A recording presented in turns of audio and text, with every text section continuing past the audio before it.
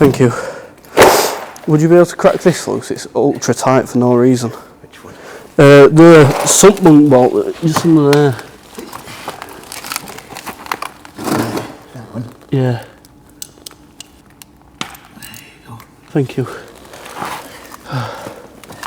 I didn't want to round it off. No. So. There you are. Yeah. Thank you. Absolute legend, mate.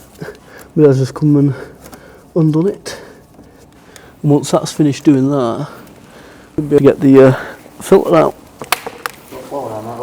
I'll try not to. How the bloody hell am I going to get to that? This is so awkward without some sort of like paddock stand or something. I don't know which way it turns either.